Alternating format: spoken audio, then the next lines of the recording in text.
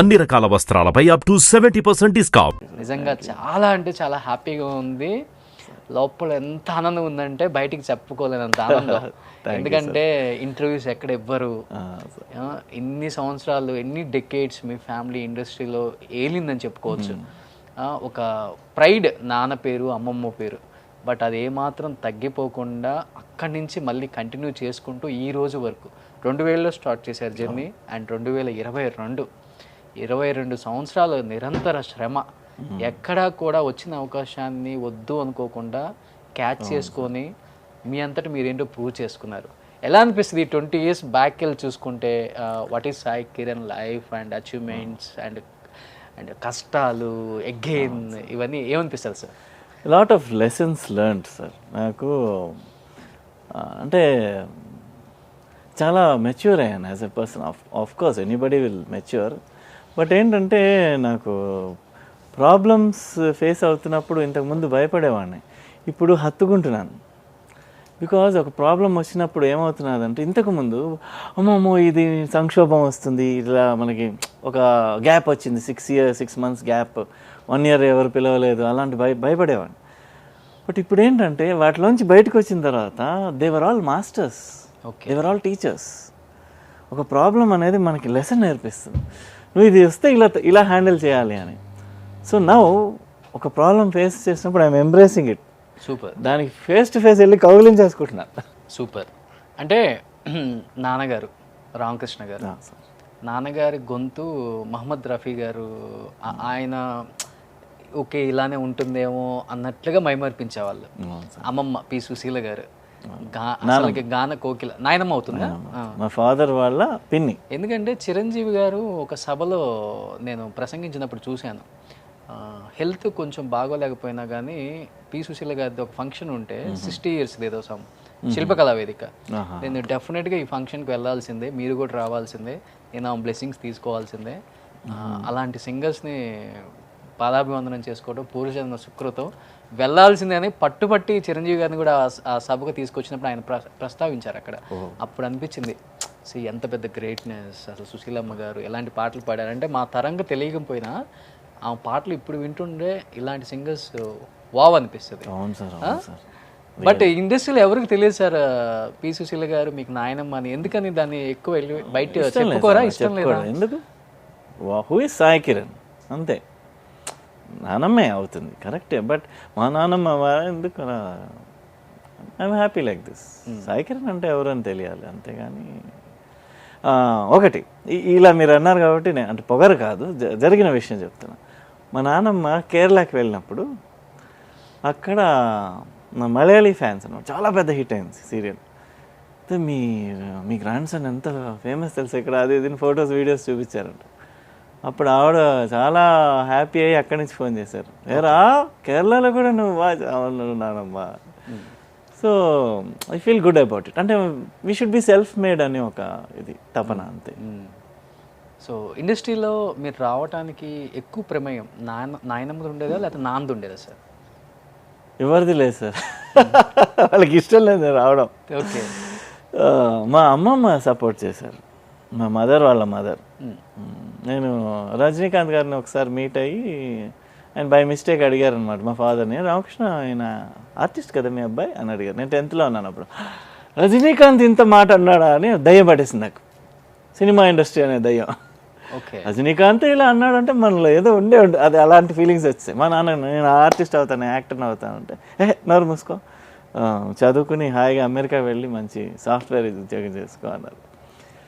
ఇవన్నీ మనకు వర్కౌట్ కావు అని అప్పటి నుంచి స్టార్ట్ అయిపోయింది. మా అమ్మమ్మ ఎంకరేజ్ చేసేవారు నన్ను, ఏం పర్లేదు నువ్వు డాన్స్ ప్రాక్టీస్ చేయి, నువ్వు కొంచెం వాళ్ళ నడక వాళ్ళ డైలాగ్స్ అన్నీ ప్రాక్టీస్ చేస్తూ ఉండు, అది ఇది. మా అమ్మమ్మ నాకు నూరు పోసేవారు సైడ్ వైజ్. అప్పటికి ఫాదర్ ఎలా చేయలేదు. లాస్ట్లో సరే అయితే నువ్వు కాలేజ్లో ఫస్ట్ గోల్డ్ మెడల్ ఫస్ట్ తెచ్చుకో, అప్పుడు అంటే కసిగా తీసుకుని ఐ గాట్ గోల్డ్ మెడల్ అనమాట.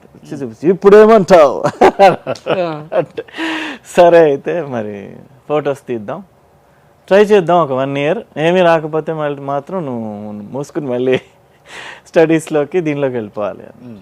సరే ఓకే ట్రై చేద్దాం చేశాను, లక్కీగా వచ్చింది.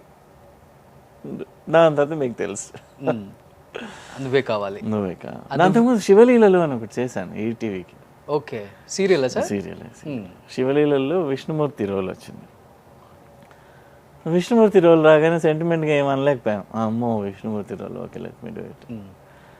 దాని తర్వాత వాళ్ళకి ముందే చెప్పాను నేను సినిమాల కోసం ట్రై చేస్తున్నాను, సో దయచేసి నాకు ఫిల్మ్ వస్తే నేను వెళ్ళిపోతాను. అప్పట్లో సుమన్ గారు అండ్ మీర్ గారు, he was the cameraman, and Uday Bhaskar గారు వాజ్ ద డైరెక్టర్ ఉన్నారు. సరే సరే అంత సిచ్యువేషన్ వస్తే చూద్దాం, కరెక్ట్గా నువ్వే కావాలి వాళ్ళే స్టార్ట్ చేశారు. ఉషా కిరణ్. ఇంకా అప్పుడు వాళ్ళకి అండర్స్టాండింగ్ అయితే ఇంకా అది అయిపోయింది. ఇంకా I came into films. Okay, first నువ్వే కావాలి రిలీజ్ అయిన తర్వాత రజనీకాంత్ గారు అన్నది ఓకే ఎక్కడ వర్కౌట్ అయింది అనిపించిందా? అనిపించింది నాకు. ఎస్ ఎస్ నేను వెళ్ళి కలిసాను. మళ్ళీ బాబా సినిమా షూటింగ్ రామోజీ ఫిల్మ్ సిటీలోనే జరుగుతుంది. మాయా మాయా అది ఆ గుర్రాల సెట్ దగ్గర షూటింగ్ జరుగుతుంటే వెళ్ళి కలిసి చెప్పాను, ఇలా మీ వల్ల నేను యాక్టర్ అయ్యాను. Okay, he was very happy. Sir ఆ సినిమాలో సాంగ్ ఇప్పటికీ ఎవర్ గ్రీన్ సార్. మా వాళ్ళు ఫస్ట్ రాగానే వేశారు కదా, అనగనగా ఆకాశం ఉంది. మీరే పాడారా అది రియల్ గా? లేదు సార్, కానీ ఒక మలయాళీ సింగర్ జయప్రకాష్ గారు అని, జయచంద్రన్ గారు అని హీ సాంగ్ దట్ సాంగ్. ఎలా సార్ ఫస్ట్ నువ్వే కావాలి ఒక డైరెక్టర్ ద్వారా అవకాశం వచ్చిందని విన్నాను నేను. అవును సార్, అవును. కృష్ణవంశీ గారు ద్వారా. మీ ఇద్దరికి ఎలా అసలుకి? మేము అందరూ డైరెక్టర్స్ దగ్గర, అందరు ప్రొడ్యూసర్స్ దగ్గరికి వెళ్ళాం సార్ విత్ అవర్ ఫొటోస్. అప్పట్లో అదే కదా, ఫిజికల్ ఫొటోస్తో వెళ్ళాలి, స్టూడియోలో తీయించుకోవాలి, వెళ్ళాలి, వెనకంతా రాయాలి కదా, హైట్ వెయిట్ నెంబర్స్. అవును, ఫోన్ నెంబర్ రాస్తే చాలు.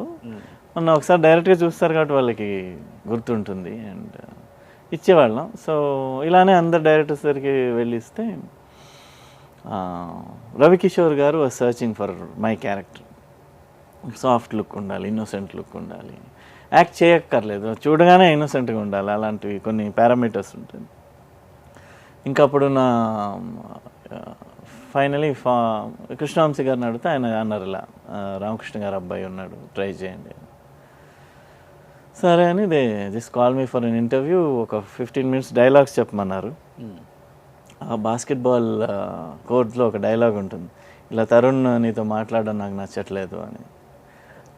ఆ డైలాగ్ చెప్పమన్నారు. సరే చూసి చెప్పాను అండ్ ఒక 15 minutes కూర్చో అన్నారు. కూర్చున్నాను. అప్పుడు ఆ 15 minutes నాకు ఒక 30 ఏళ్ళగా అనిపించింది.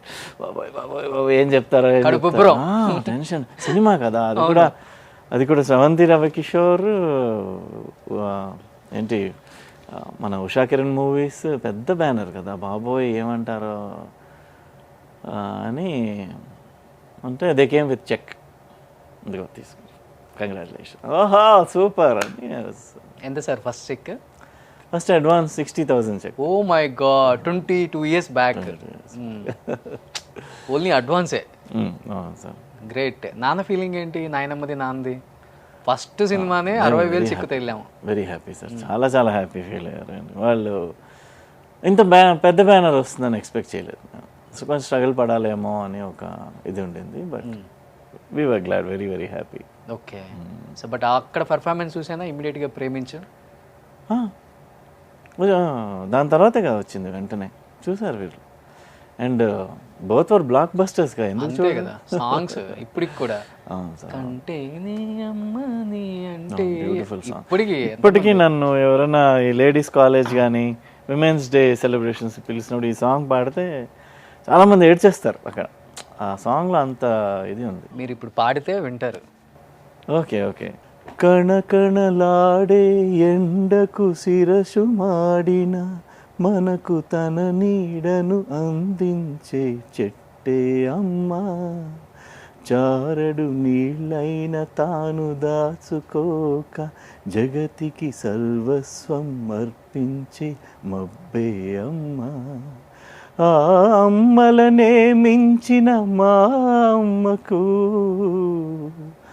ఆ అమ్మలనే మించిన మా అమ్మకు రుణం తీర్చుకోలేను ఏ జన్మకు, కంటేనే అమ్మ నీ అంటే ఎలా, కడుపు తీపిలేని అమ్మ బొమ్మే కదా రాతి బొమ్మే కదా. Super. Thank you. So as a actor and నాన్నది నాయనమ్మది కొంచెం వచ్చింది సింగింగ్ కూడా. రావాలి సార్, లేదంటే కుక్కని చూసినట్టు చూస్తారు మా ఫ్యామిలీలో. ఓకే. అవును సార్, అదొక పెద్ద సారీ ఏమనుకోవద్దు ఎవరన్నా చూస్తుంటే మా ఫ్యామిలీ మెంబర్స్. ఏముండదు అక్కడ చిన్న చూపు సార్, ఇంట్లో పాడకపోతే.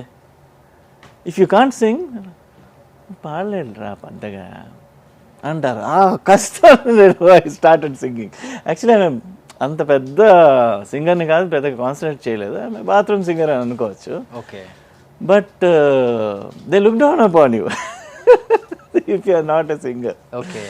అందుకోసం నేను లేదా మనం పాట నేర్చుకోవాలని ప్రాక్టీస్ చేసి నేర్చుకున్నాను. నాన్న దగ్గర నేర్చుకున్నారా లేకపోతే సుశీలమ్మ దగ్గర నేర్చుకున్నారా? కొంచెం నాన్న అమ్మ దగ్గర నేర్చుకున్నాను. మదర్ కూడా, ఫాదర్ నన్ను మ్యూజిక్ షోస్కి తీసుకెళ్ళేవారు తనతో పాటు ప్రోగ్రామ్స్కి. ఓకే. సో నేను హిందీ పాటలు పాడేవాడిని అనమాట. కుమార్ సాను సాంగ్స్.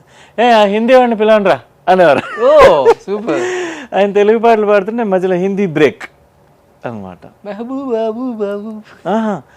తూ మేరీ జిందగీ హై, తూ మేరీ హర్ ఖుషీ హై, తూ హీ ప్యార్, తూ హీ చాహత్, తూ హీ ఆషికీ హై, నజర్ కే సామనే. ఇలాంటి కిషోర్ కుమార్ సాంగ్స్, అది మన కుమార్ సాను సాంగ్స్ అవి పాడేవాడు. Okay super. నాన్న దగ్గర నుంచి వచ్చింది అది. అవును సార్. ఇంకా వాళ్ళు పొద్దున్న లేస్తే ప్రోగ్రామ్స్కి వెళ్ళేవారు కదా, వాళ్ళతో వెళ్ళి వెళ్ళి అలా అలవాటు అయిపోయింది. ఓకే. నాన్న కాంబినేషన్లో ఏదైనా మూవీలో పాడారా? కాంబినేషన్లో ఏదైనా మూవీలో? నా మూవీస్లో నేను 2-3 పాడుకున్నాను. ఉత్సాహం అని ఒక సినిమాలో పాడాను. ఓకే. బుల్లెబ్బాయ్ అని ఒక సినిమాలో పాడాను. బట్ అంతే, అంతకంటే ఐ డోంట్ సింగ్ మచ్. నాయనమ్మతో కూడా పాడలేదు? లేదు సార్.